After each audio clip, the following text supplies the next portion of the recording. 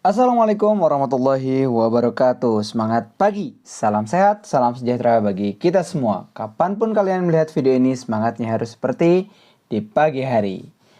Seperti biasa, selamat datang di video pembelajaran literasi Alfara. Kali ini kita akan membahas materi pembelajaran yang ada di kelas 6, tematik, tema 8, subtema 3. Namun sebelum mulai masuk ke materi pembelajaran, sudahkah kalian berdoa?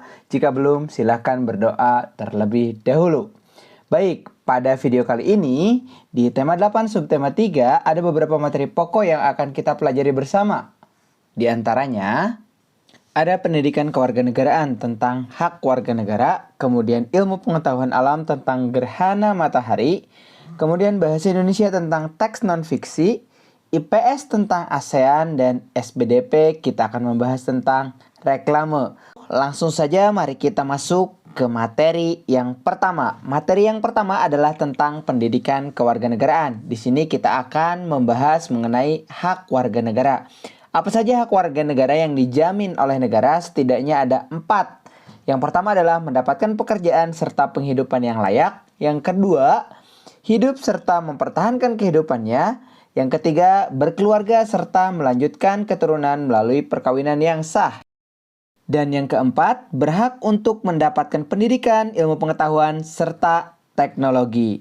Oke, selanjutnya kita masuk ke materi berikutnya. Kita akan membahas mengenai gerhana matahari pada submateri ilmu pengetahuan alam. Gerhana matahari terjadi ketika siang hari. Sekali lagi, gerhana matahari hanya terjadi ketika siang hari. Pada saat terjadi gerhana matahari, posisi matahari, bulan, dan bumi sejajar membentuk garis lurus. Hal inilah yang mengakibatkan cahaya matahari terhalang oleh bulan. Yang awalnya harus ke bumi, terhalang dulu oleh bulan.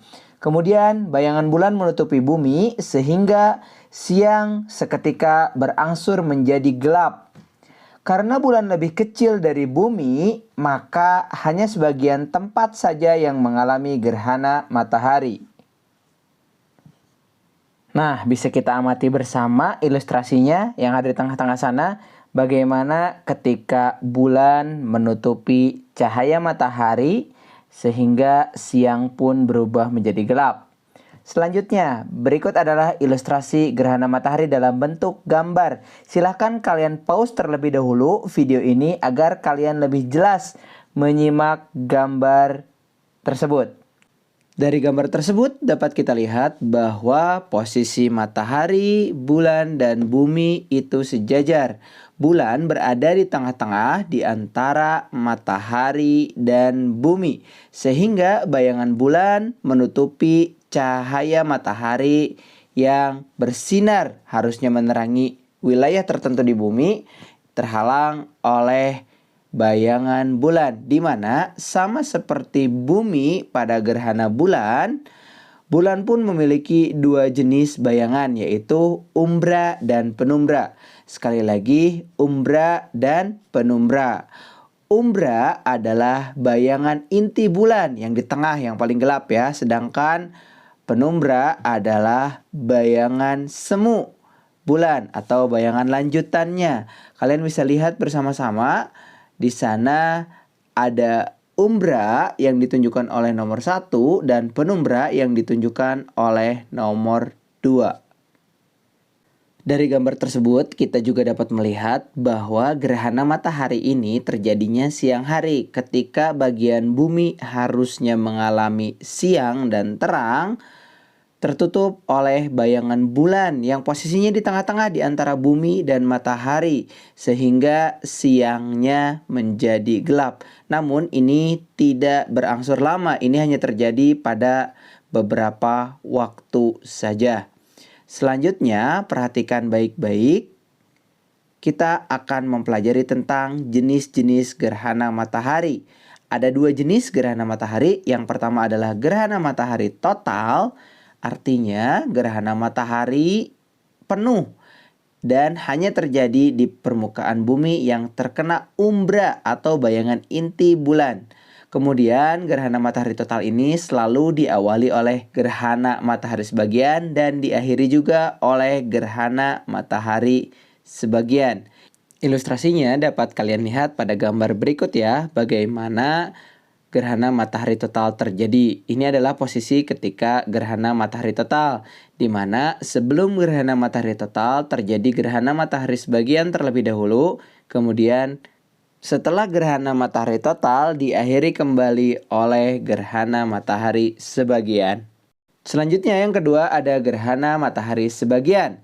Nah, gerhana matahari sebagian ini hanya terjadi pada wilayah atau bagian bumi tertentu saja yang terkena penumbra atau bayangan lanjutan bulan. Jika tadi gerhana matahari total ini terjadi pada wilayah bumi yang tertutupi oleh umbra atau bayangan inti bulan. Sementara gerhana matahari sebagian terjadi di wilayah bumi yang tertutup oleh penumbra.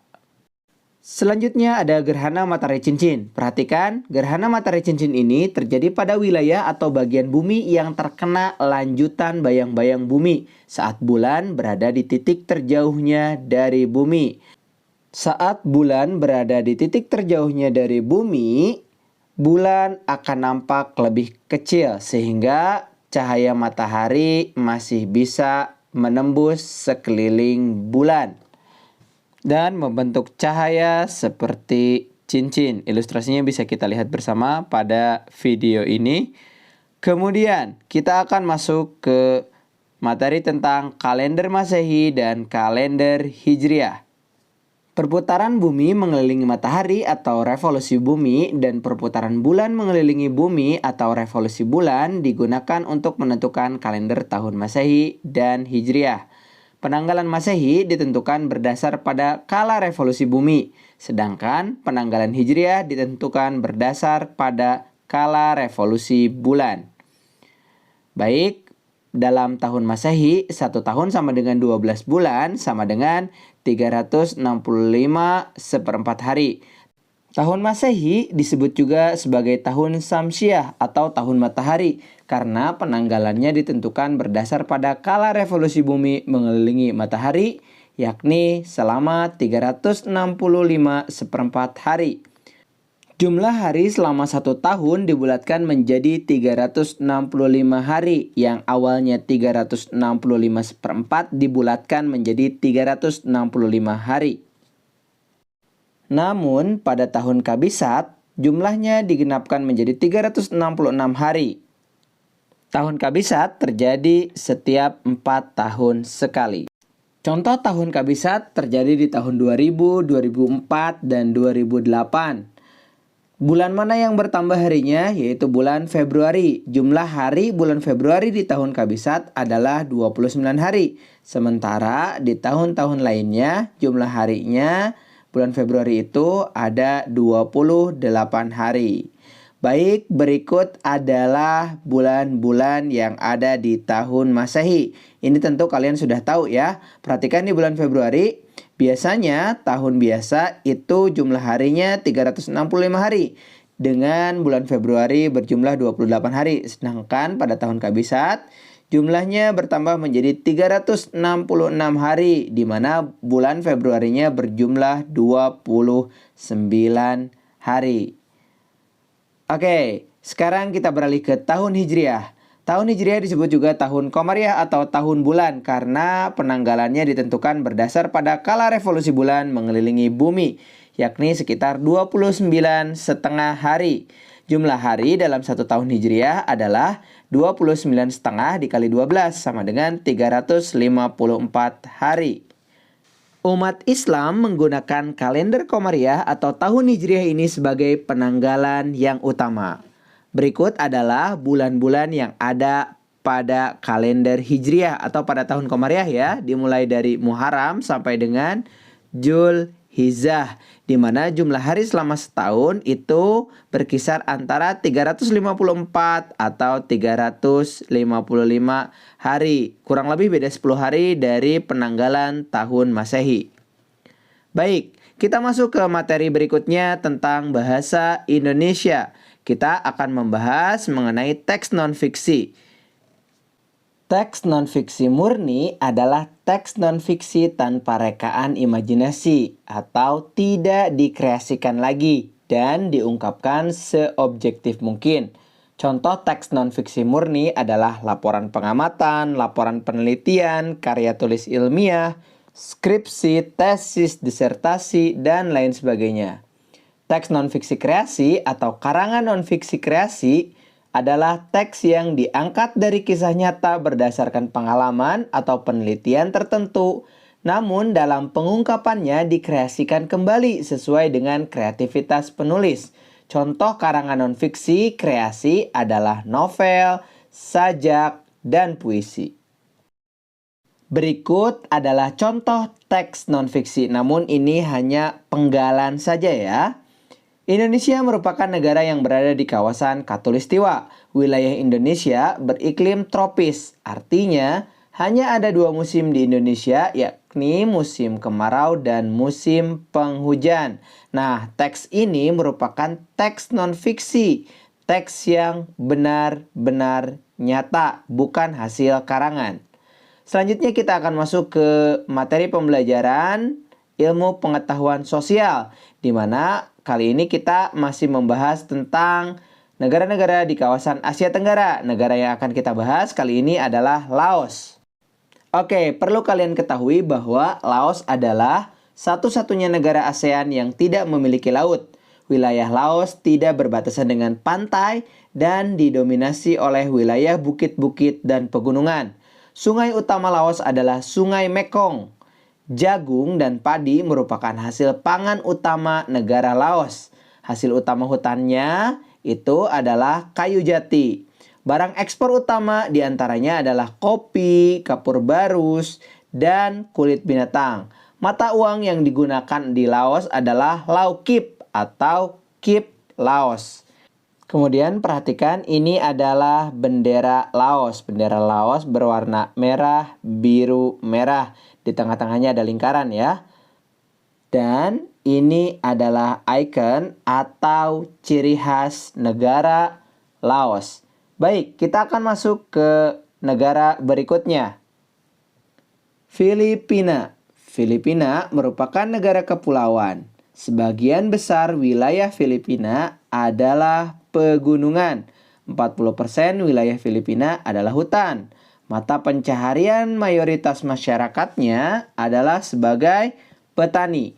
Hasil pertanian utama diantaranya ada kopi, jeruk, kelapa, kemudian pisang, tembakau, dan tebu. Kemudian hasil tambang di Filipina itu ada emas, perak, dan tembaga. Namun tidak ada tambang batu bara seperti di Indonesia. Selanjutnya kita akan masuk ke submateri yang terakhir tentang seni budaya dan prakarya. Kita akan mempelajari reklame. Reklame adalah media penyebaran informasi dengan tujuan periklanan dan pemberitaan. Tujuan reklame adalah agar informasi tersebar luas kepada khalayak ramai. Reklame juga dibuat untuk menarik perhatian masyarakat. Isi reklame harus mampu menggerakkan keinginan orang untuk membeli atau melakukan sesuatu yang direklamekan. Selanjutnya adalah contoh-contoh reklame. Ada beberapa jenis reklame ya. Yang pertama itu ada iklan. Iklan adalah pemberitahuan mengenai barang atau jasa yang dijual dan dipasarkan di media massa, baik cetak maupun elektronik, yang dapat diakses oleh banyak orang. Kita bisa menemukan iklan di mana saja, bisa di koran, di majalah, di video YouTube, Instagram, dan lain sebagainya. Kemudian yang kedua ada spanduk. Spanduk adalah media berupa kain rentang atau hasil cetak berukuran besar yang berisi slogan, anjuran, atau berita yang perlu diketahui oleh banyak orang. Contoh spanduk kalian bisa lihat ya, ini adalah contohnya. Selanjutnya yang ketiga ada brosur. Brosur adalah reklame yang dibuat pada selembar kertas dengan informasi yang lebih rinci dan jelas, disampaikan dengan cara disebarluaskan. Contoh brosur yang paling sering kita jumpai dalam kehidupan sehari-hari ketika kita menaiki kendaraan, ada orang yang membagi-bagikan brosur di jalan. Nah, itu adalah contoh reklame brosur. Yang keempat adalah embalase. Embalase ini merupakan jenis reklame yang ditempatkan langsung pada kemasan produk. Fungsi embalase adalah sebagai daya tarik juga untuk memberitahukan informasi tentang produk tersebut. Biasanya embalase ini ada di kemasan sebuah produk ya. Jika kita membeli produk dengan merek tertentu, produk tersebut akan dikemas dengan sangat menarik. Di kemasan tersebut berisi informasi-informasi produk tersebut. Nah, inilah yang disebut sebagai embalase. Kemudian yang kelima ada poster. Ini sering sekali kita bahas. Poster adalah jenis reklame berupa selembaran kertas berisi gambar dan tulisan atau slogan yang dibuat semenarik mungkin dan disebarkan dengan cara ditempel di tempat umum. Dan contoh yang terakhir adalah baliho. Baliho merupakan jenis reklame yang berisi gambar atau tulisan yang menarik dan informatif dengan ukuran besar dan ditempatkan di tempat umum yang strategis menggunakan tiang yang kuat, dibangun secara permanen ataupun semi permanen. Kalau di jalan kita bisa lihat ya, banyak baliho-baliho baik iklan layanan masyarakat ataupun iklan produk tertentu. Dipampang dengan ukuran yang besar, menggunakan tiang besi besar, dan dibangun semi permanen. Baiklah, itu saja materi pembelajaran kita pada video kali ini. Kalian juga dapat menyaksikan video-video sebelumnya tentang rangkuman materi tematik kelas 6, tema 8, subtema 1, dan subtema 2 agar pemahaman tentang tema 8 lebih lengkap. Terima kasih atas perhatiannya. Tetap sehat, tetap semangat. Wassalamualaikum warahmatullahi wabarakatuh.